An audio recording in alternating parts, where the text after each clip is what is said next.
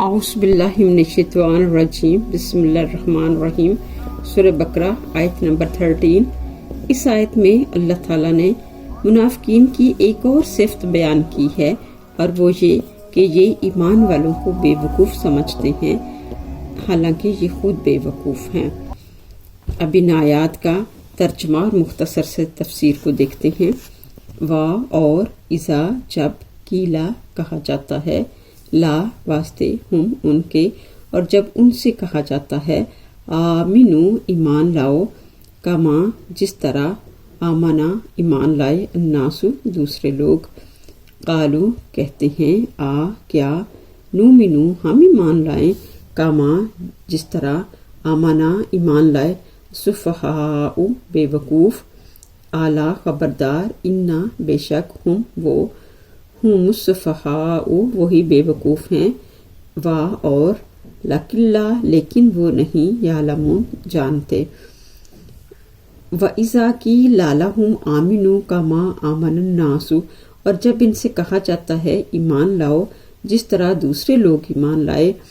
دوسرے لوگ ایمان لائے سے مراد وہ لوگ جو صحیح معنوں میں ایمان لائے ہیں نبی کریم صلی اللہ علیہ وسلم پر، اور قرآن مجید پر، اللہ تعالیٰ پر، غیب پر، یوم آخرت پر، اور قرآن مجید سے قبل جو کتابیں نازل ہو چکی ہیں ان پر ایمان لائے ہیں، عمل صالحہ کرتے ہیں، نبی کریم صلی اللہ علیہ وسلم کی صحیح معنوں میں اطاعت کرتے ہیں۔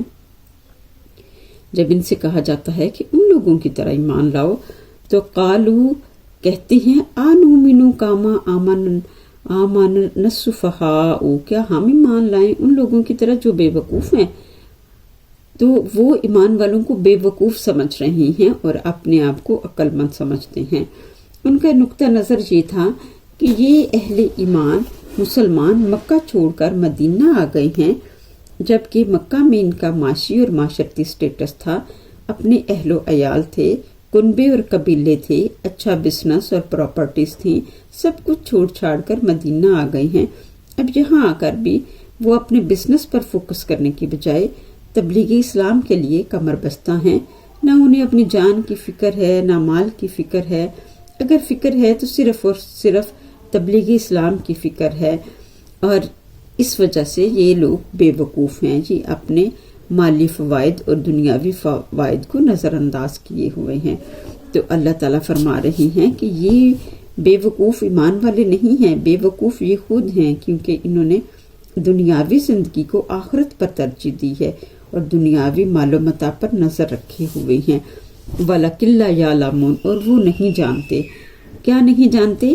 اس بات کو نہیں جانتے، حق اور سچ بات کو نہیں جانتے، وہ حق و باطل کے درمیان فرق نہیں کر رہے، انہیں اس بات کا احساس نہیں ہو رہا کہ دنیاوی زندگی صرف چند لمحوں کی ہے اور آخرت کی زندگی ہمیشہ رہنے والی ہے، آخرت کی زندگی دائمی ہے۔ یہ سوچتے نہیں کہ جب انسان مر جاتا ہے تو سارا مال و متاع اس دنیا میں ہی چھوڑ جاتا ہے، اس کے ساتھ صرف اس کے اعمال جاتے ہیں، اور وہ ساتھ جانے والے اعمال کو نظر انداز کر کے چھوڑ دینے والی چیز کے پیچھے پڑے ہیں۔